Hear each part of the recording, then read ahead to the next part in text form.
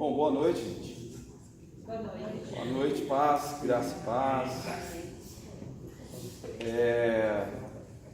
Depois de 40 minutos de atraso, a gente vai dar início, né? Quero pedir desculpas aí, mas algumas coisas não saíram como eu planejei. Pô, legal ter vocês aqui para um assunto que às vezes não é tão bem quisto dentro da igreja, ainda é um tabu falar sobre isso dentro da igreja, mas é um tema que está muito em voga nos nossos dias. É um tema que nós estamos à véspera da eleição talvez mais importante desde que foi implantada a democracia republicana aqui em nosso país, né? Estamos às margens de uma eleição que vai, por assim dizer, mudar os rumos da nossa nação, né? E como cristão nós não podemos ficar alienados, né, dessa situação. Queria antes que a gente fizesse uma oração, pode ser? Nós orássemos, depois eu vou explicar um pouquinho como eu pensei em conduzir, né? E aí a gente vai desenrolando, beleza? Vamos orar então? Deus Pai Todo-Poderoso, queremos ir a Ti em oração nesse momento, agradecer, Jesus, pelo privilégio, pela oportunidade que o Senhor nos concede de aprender sobre esse tema, que o Senhor possa iluminar as nossas mentes, os nossos corações, e que ao final, ao término do que será explanado nessa noite, possamos cada vez mais nos achegar ao Senhor, Deus. Esse é o nosso intuito. Não são bandeiras partidárias, mas é o Teu reino, Senhor, a qual nós ansiamos. E que o Senhor nos capacite e nos dê sabedoria nessas horas que estaremos aqui reunidos. Assim oramos em nome de Jesus. Amém? Pode passar, Lucas. Bom, o que eu pensei? Eu pretendo dar um panorama, primeiramente histórico, do que é político, o cenário sociopolítico, na verdade. E aí a gente abre para perguntas e respostas, ok? Depois a gente faz uma pausa para o lanche. Aí depois a gente vai eu pretendo entrar num tema mais específico do cristão e a política, como ele deve se portar. Aí nós abrimos também de novo para perguntas e respostas. E depois a gente fica um pouco mais livre, aí a gente bate papo, fala as questões, só não pode brigar, tá? Porque lá na rede social o negócio tá tenso, gente. Vai ter que fazer várias santas ceias para unir esse povo aí, para pedir perdão, porque o negócio tá feio, cara. Eu vou te falar, o negócio está muito complicado. E eu queria iniciar essa pergunta, essa palestra, na verdade, esse início de palestra, fazendo uma pergunta para vocês. É importante o cristão se envolver com política? A Bíblia fala sobre política? Sim. Me dá um exemplo que a Bíblia fala sobre política, então, já que vocês estão falando tão convictos assim. Vamos lá. O próprio Jesus, quando está sendo crucificado lá, ele era com Pôncio Pilatos, tá? Pôncio Pilatos, né? Legal, bacana. Um outro exemplo de política que a Bíblia fala. Obedecer à lei dos homens, porque é instituído por Deus também. Também a lei, né, dos homens também é uma maneira de Deus frear, né, o Estado. Legal, bacana. O que mais que a Bíblia fala sobre política? Como figura política tinha como José, como era governador também. José, um dos governadores, né, do Egito. Legal, bacana. A instituição dos reis, né? Deus já tinha prometido lá em Deuteronômio aos israelitas um rei, né? Muito antes ainda de Davi e Saul. O que mais que a Bíblia fala sobre política? Eu vou dar um exemplo para vocês. A Bíblia fala tanto sobre política, gente, que tem um livro que é todo político. Um livro curto, bem pequenininho, lá no Antigo Testamento. Esther. O livro é tão político que ele nem tem o nome de Deus no negócio. Mas você vê claramente Esther ali numa luta espiritual que tem também resultados políticos. Quando ela vai falar com o Assuero, né, Mordecai perde a sua intervenção. Para você ter uma ideia de como a política está tão dentro da palavra de Deus. Um outro exemplo, um livro carregado de política que nós estamos estudando aqui, Apocalipse. Todo político, né, fala muito sobre política. Os símbolos são políticos, enfim. A Bíblia fala sobre política. Então, por que esse tabu de falar sobre política? Por que há aquela frase, olha, política, religião e futebol não se discute, né? Por que política não se discute? Por que religião não se discute? Se é, por que há esse tabu, né? Talvez porque eu penso assim, aqui é uma advocacia minha, de que alguns dos lados não conhecem tanto assim o que é política, o que é futebol, o que é religião. E aí você fica trabalhando e discutindo ideias que as pessoas não têm, não sabem conversar, não sabem dialogar. E quando não há diálogo, não há o quê? Não há respeito, não há compreensão, não há ensino. Então o que vira é uma guerra de ideias, uma guerra de palavras e às vezes de agressão física, né? Enfim. Então essa é a minha proposta para você. Dá para enxergar aí? Quer que apague essa luz pelo menos aqui da frente? Tá bom? Dá para enxergar aí? Beleza? Então essa é a minha proposta, ok? Vamos lá, Lucas, então primeiro, panorama histórico sociopolítico. Antes, deixa eu fazer uma... não, pode passar. Beleza, perdão. Eu quero fazer algumas sugestões de leitura para vocês de livro. Cara, quando eu sempre gostei de política, desde a minha juventude, nunca fui também um partidário, entrar de cabeça, essas coisas de política, não fui, mas eu sempre gostei dessa discussão política. É uma coisa que eu gosto de falar sobre política. Mas quem está iniciando na leitura política, como saber sobre política, nós temos que pelo menos ler alguns livros, para a gente ter uma base, né? Podia elencar vários livros, mas eu peguei aqui alguns que eu li e que muitos leem para ter essa noção. Esse conceito democrático, republicano que nós temos, nós sabemos que é um conceito ocidental, ou seja, veio dos gregos, certo? Democracia nasce na Grécia, a república nasce na Grécia. E nós temos alguns livros, como por exemplo, A República de Platão, que vai trabalhar a respeito de como se organizar como república. É um livro filosófico antiguíssimo, antes ainda de Jesus Cristo, né? Um livro bastante conhecido e que nos dá o conceito do que os gregos pensavam como república. E aí você traz para hoje, será que Platão dialoga com o conceito que nós temos de república no dia de hoje? Se você ler, você vai ver que nós estamos um pouco distante do conceito ocidental, o conceito grego de república, né? Enfim, é uma boa recomendação. Um outro livro que vai falar sobre política, e o nome é Política, é de Aristóteles, filósofo grego que tanto influenciou no nosso ocidente, na nossa região. Enfim, ele trabalha essa ideia de como que é política, do que fala a política, como deve ou deveria ser a política, ok? Agora, um livro que muitos já leram, é muito propagado nos círculos universitários, nas escolas, é O Capital de Marx. Alguém já ouviu falar sobre O Capital de Marx? É um livro bastante interessante, que ele vai trabalhar as questões econômicas, proletariado versus burguesia, e é um livro que pode lhe dar a base e lhe dar a entender do porquê Marx pensava daquela maneira, e é um livro bastante interessante. É um livro que está em domínio público, inclusive, você não paga para tê-lo, né? Pode baixar na internet lá de maneira gratuita. São 60 páginas, apenas você lê num tapa, mas é um livro muito denso, um livro muito técnico, mas que ao mesmo tempo, se você vai lendo e vai se familiarizando, você começa a pegar a ideia de Marx. Enfim, e você tem o Manifesto Comunista, que é uma obra que foi iniciada por Marx, mas ele não conseguiu concluir porque ele morreu antes da sua conclusão, e o seu parceiro Engels terminou a escritura desse livro. Também é um livro muito pequeno, você lê e tem domínio público, você baixa na internet e pode ler. Agora, uns livros mais tranquilos, menos densos, livros mais abrasileirados, podemos dizer, por assim dizer, é esse livro aqui, do Franklin Ferreira, A Idolatria do Estado.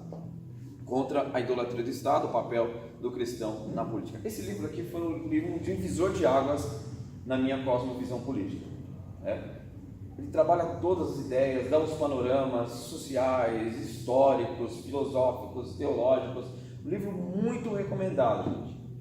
Se você puder, adquira. Ele é muito bom mesmo. Muito bom mesmo. Um livro pequeno, tem 200 e poucas páginas. Um outro livro também que eu recomendo, e esse livro aqui é um livro maravilhoso, do David Koyzis. Cara, Visões e Ilusões Políticas, uma análise e crítica cristã das ideologias contemporâneas.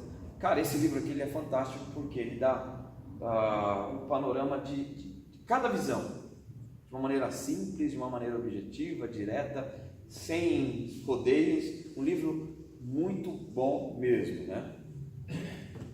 E o outro é esse livreto aqui, um livro pequenininho, do Wayne Grudem, dispensa comentário, né? Que é, esse livro aqui inclusive não é meu, é do Lucas que me emprestou, e hoje eu vou ter que devolver, senão ele vai me doutrinar na igreja, que fala sobre política segundo a Bíblia, um livro bastante interessante também, que vai dar um aspecto sobre política e como, e eu vou falar sobre isso na segunda parte da palestra, em cima deste livro aqui do Wayne Grudem, beleza? Tranquilo até aqui?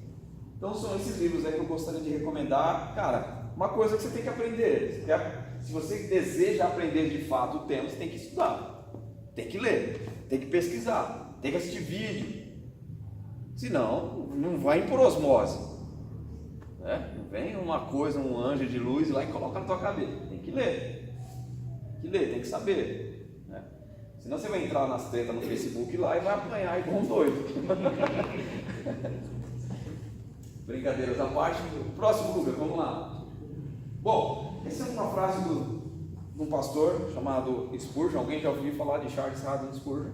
Um pastor da Inglaterra, um dos considerado príncipe dos pregadores da Inglaterra. Pra você ter uma ideia, as suas reuniões reuniam quase 5.000 pessoas por culto, né? Pessoas vinham de todos os lugares para ouvir Spurgeon, e ele cita uma frase muito interessante a respeito da política. Ele diz assim: eu tenho ouvido, não traga a religião para a política. É precisamente para este lugar que ela deveria ser trazida e colocada ali na frente de todos os homens como um candelabro, como um luzeiro, como uma luz. Spurgeon não tinha essa ideia, religião e política não se discute. Não, ela tem que estar, é uma pauta, tem que ser discutida dentro da igreja. Não são coisas antagônicas, são coisas que se complementam. E por que então fazer essa negligência? Spurgeon faz essa recomendação, e eu concordo com ele quando ele diz isso: traga a política para o âmbito da religião, para o âmbito eclesiástico, porque nós como igreja precisamos influenciar a nossa sociedade. Eu vou falar um pouquinho sobre isso também, do papel da igreja, um pouco mais à frente, ok? Próximo. Esse aqui é Platão. Platão é um filósofo grego de bastante renome. Ele viveu por volta dos anos 427 a 347 a.C. E Platão tinha uma ideia filosófica, uma cosmovisão, uma visão do mundo mais ou menos assim. Isso aqui é muito importante, porque ele defendia que o indivíduo não existe. Ele dizia que o indivíduo não existe e que as coisas que você acha que existem não passam de ilusões, e que na verdade a realidade está no campo das ideias. Logo, o indivíduo como ser separado é uma mera ilusão, isto é, ele é a parte de um todo maior. Ou seja, Platão tinha uma ideia coletivista. Ele acha que o indivíduo não existe separadamente, e que na verdade ele buscava o homem, as pessoas precisam, como homem, como ser humano, como ser que é, buscar a coletividade, porque um ser sozinho ele nada é. Então ele defendia uma ideia coletivista do negócio. Essa era a cosmovisão de Platão. Já Aristóteles, que era aluno de Platão, ele refutou o seu professor, dizendo que os indivíduos de fato existem. Nós existimos ou não? Claro que existimos, né? As nossas decisões refletem na sociedade. O que fazemos reflete na sociedade. Lá no seu trabalho, na sua escola, né? Na sua família, o que você faz traz reflexo com a sociedade. Pega uma arma e mata alguém da sua família para você ver. Amanhã a notícia corre no jornal, cara. Jovem evangélico, né? Mata a família, tem que dar o evangelho, tem que dar ênfase. O jovem evangélico matou o fulano e tal. Ou seja, o que nós fazemos traz reflexo assim na sociedade. E Aristóteles tem essa ideia de que nós existimos sim, que a realidade de fato existe. Já como Platão tinha uma ideia utópica do negócio, campo das ideias, utopia. Já Aristóteles era um pouco mais racional nesse sentido. E a gente vai ver por que eu estou falando isso e onde eu quero chegar sobre isso. Logo, o indivíduo é uma coisa e o coletivismo é o agregado de conjunto dessas coisas, desses entes ou indivíduos individualistas. Ou seja, o que nós fazemos juntamos e se torna assim uma sociedade, um coletivo, e que traz reflexos sim no nosso mundo.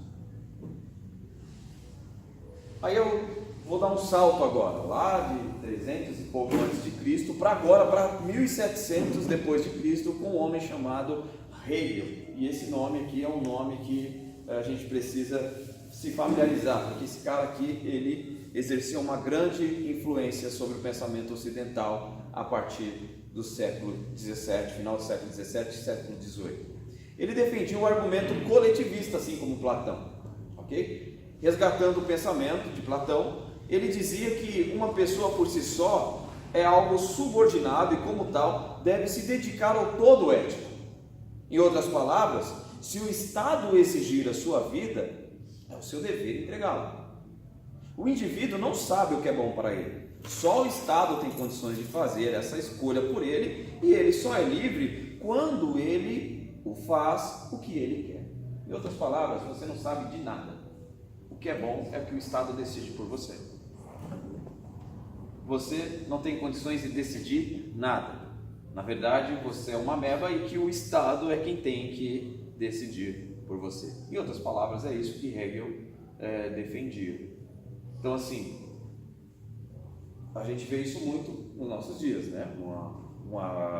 Um apelo para que o Estado determine o que é bom para nós.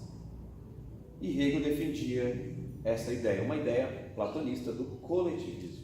Então, só vale quando nós nos reunimos e aí fazemos a votação democrática e, por assim dizer, aí sim, podemos tomar as decisões corretas. Então, você só é livre quando faz o que outros querem por você. Aqueles que sabem mais do que você decidem por você. Esse é o pensamento de Hegel. Para Hegel, a história não é construída através dos indivíduos buscando resultados para as ações dele. Não. Isto é, a história não é resultado das ações de indivíduos, mas um movimento que leva para o mundo para frente, que leva o coletivo adiante.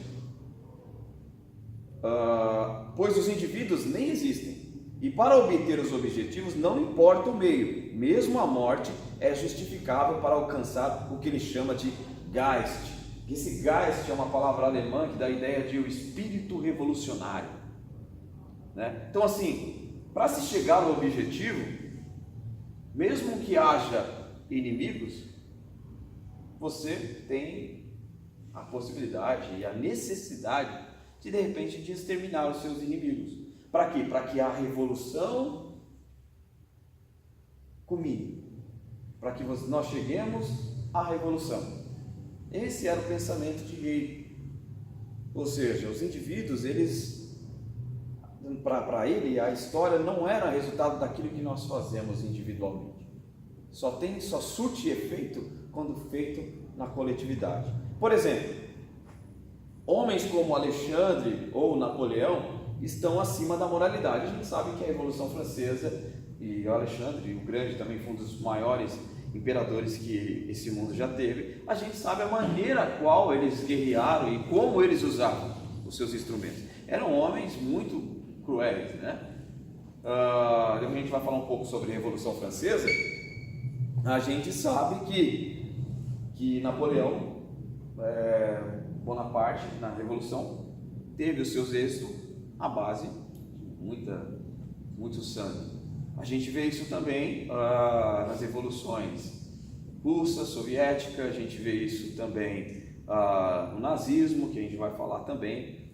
Então, embora esses homens fizessem coisas ruins, o que ele faz para a moralidade, em cima da moralidade, não conta. Não há moralidade para ele, não há um parâmetro moral para que eles sigam e consigam a revolução. O que eles fizerem está feito, pois eles estavam em busca de um bem maior. A morte de um indivíduo no meio do caminho, tanto faz. Então, para que a gente chegue no objetivo coletivo, se a gente tiver que matar. A gente vê isso, sabe aonde?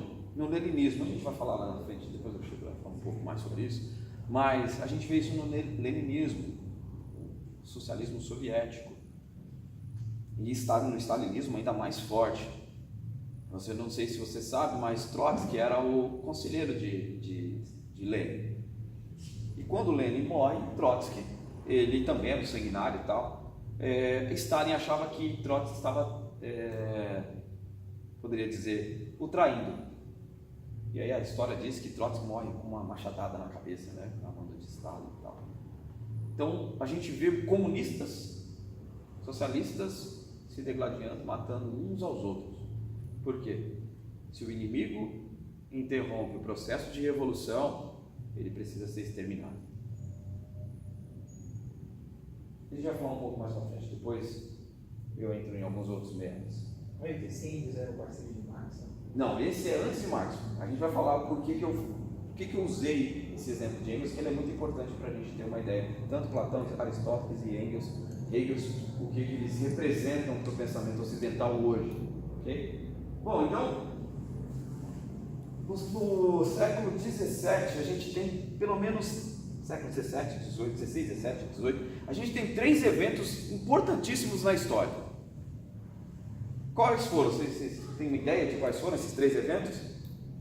Que mudaram a história do Ocidente. Um foi que impactou fortemente a nossa fé. Quais os séculos? Século XVI, XVII, XVIII. 16, 17, 18. Protestantismo. A Revolução, a Reforma Protestante. A Revolução Francesa. A Revolução Francesa. E qual outra? A Revolução Industrial. Esses três acontecimentos mudaram o mundo de cabeça para baixo. Com a Reforma Protestante, antes da Reforma, o Estado e a Igreja era a mesma coisa. E Lutero luta para divisão do Estado, né? Estado é uma coisa, a Igreja é outra coisa, né?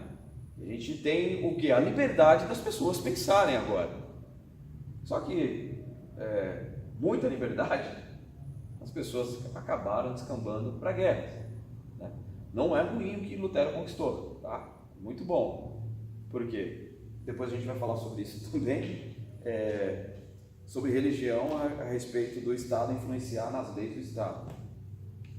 Até que ponto é bom, até que ponto é ruim. Então a gente tem ali, em junho de 1789 até 1799, de novembro de 1799, a chamada Revolução Francesa. Pode passar, Lucas. E esse termo de direita e esquerda nasce justamente na Revolução Francesa. E olha só que interessante. O que muita gente não sabe, na verdade, é que os termos esquerda e direita, como conotação política, surgiram durante a Revolução Francesa em 1789. Na ocasião, os extremistas jacobinos se sentaram à esquerda e os liberais girondinos se sentaram à direita no salão da Assembleia Nacional Constituinte. A elite literalmente não quis se misturar com a burguesia. A França vivia o regime monárquico, né? E havia uma opressão muito forte a respeito dos burgueses sobre os camponeses, e causou uma revolta. Hoje, os libertários ou os liberais dos nossos dias, talvez lá na Revolução Francesa muitos seriam vistos como de esquerda, por incrível que pareça, né? Hoje falar de esquerda e direita nesses aspectos é muito complicado, né? Mas a origem do termo esquerda e direita nasce aqui, na Revolução Francesa. havia uma decisão: olha, nós não queremos mais ser tão oprimidos ou controlados pelo imperador, pelo rei. Nós queremos liberdade para produzir, liberdade para construir, enfim, e outras coisas. Nós não queremos ficar tão assim presos ao regime do rei. Então causa-se uma revolta, e aí você tem uma constituinte, aí ficam os ricos do lado direito, do lado esquerdo você fica os mais pobres, e no centro os isentões. A Marina da Silva fica ali no meio, né? O que não, que decidir, tá bom, tá. Mas aí nasce aqui. Então nessa reunião, quem estava à direita reivindicava a revolução liberal, com o fim dos privilégios da nobreza, do clero, a garantia do direito à igualdade perante a lei, e a classe da direita passou a representar o lado conservador tradicional, e que pretendia manter o poder da elite e buscar medidas de gerar bem-estar individual. Já que estava à esquerda também, reivindicava o fim dos privilégios, mas esses eram favoráveis à luta pelos direitos dos trabalhadores e dos mais pobres, assim como a noção do bem-estar coletivo. Aqui você já tem uma ideia do porquê a esquerda é coletivista e a direita defende o indivíduo, a liberdade individual. Tranquilo até aqui? Próximo. E a gente tem a Revolução Industrial, 1760, 1860. Próximo.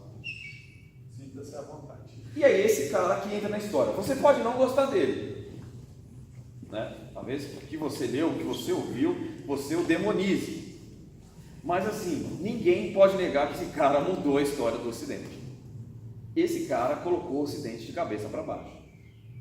E até hoje há reflexo do seu pensamento na cultura ocidental. Esse homem é Karl Heinrich Marx, um alemão, um filósofo revolucionário, socialista alemão, de origem judia. Ninguém sabia? Você sabia que Marx era judeu? Esse homem teve 7 filhos, 4 deles morreram ainda bebês, 2 filhas se suicidaram. Marx era um nascido estudante de Hegel e discordou do método de revolução defendido por ele. Segundo Marx, a história é construída desde o início pela luta de classes. Então Marx tinha essa ideia de que toda a história foi construída por lutas, do menor, do mais fraco, do oprimido contra o opressor. Essa era a ideia de Marx e ele leva adiante. Próximo. Aqui nós temos os modelos políticos, e aqui é bem interessante esse gráfico, porque você vê ali em cima o foco no coletivo, o foco cultural no indivíduo aqui embaixo, ok? Do lado esquerdo aqui você vê o foco econômico no coletivo e do lado direito o foco econômico no indivíduo, ou seja, aqui do lado esquerdo, foi de maneira proposital, você tem o autoritarismo e o esquerdismo, que defendem o foco econômico no coletivo, ok? No grupo, Estado, juntos, construindo o bem-estar, o bem comum. Do lado direito, por sua vez, você tem o lado direitismo da coisa, que prega o libertarianismo, o foco cultural no indivíduo e o foco econômico também no indivíduo. Por exemplo, há uma questão tramitando hoje no Congresso a respeito da Previdência, né? Social. A parte direita vai defender a reforma na Previdência, porque o indivíduo ele é livre para escolher como, aonde ele vai aplicar o seu dinheiro. Se ele trabalha, ele tem essa liberdade de escolher. Não é o Estado quem tem que decidir pelo indivíduo. Já no lado esquerdo você tem o lado coletivista que vai defender, não, o Estado pode fazer o controle para que gere receita, gere dinheiro, para que o Estado não quebre. Então há uma discussão hoje tramitando, que você tem que ir mais a fundo, estou só dando um panorama bem superficial mesmo, só para dar uma ideia de como funciona mais ou menos as coisas. Próximo. E o primeiro modelo que nós temos aqui é o modelo estatista, o estatismo, na verdade. São ênfases estatizantes e intervencionistas associados à posição esquerdista, como no comunismo e no nazismo. O Estado ou partido adquire uma dimensão transcendente, agindo para estender seu domínio ideológico sobre todas as esferas da sociedade. E aqui a gente tem um gráfico que ele é matador. É o Estado quem controla. É o Estado quem controla a família, é o Estado quem controla a escola, as artes e inclusive a igreja. E você vê hoje uma luta muito grande a respeito disso dentro do nosso ser. O Estado tentando interferir, por exemplo, de como você deve educar os seus filhos. Não é sua responsabilidade, mas do Estado, né? Em outras palavras. Também você vê isso na escola. Você vê doutrinação dentro da escola, porque eles se acham no direito de educar os seus filhos da maneira que ele, como pátria, acha o que é bom para os seus filhos. Não é você quem tem que falar aqui o que é bom para o seu filho. É o Estado quem tem que decidir por você. Assim também nas artes. Você teve agora, uns meses atrás, aquela exposição no MAN, lembra? Eles definem o que é arte. Eles definem o que é certo. E sobre a igreja também. Né? Há alguns que defendem, inclusive, a taxação de impostos sobre igrejas. Não só igrejas, mas qualquer instituição religiosa, por assim dizer. Então, o Estado controla tudo. Esse é o modelo estatista.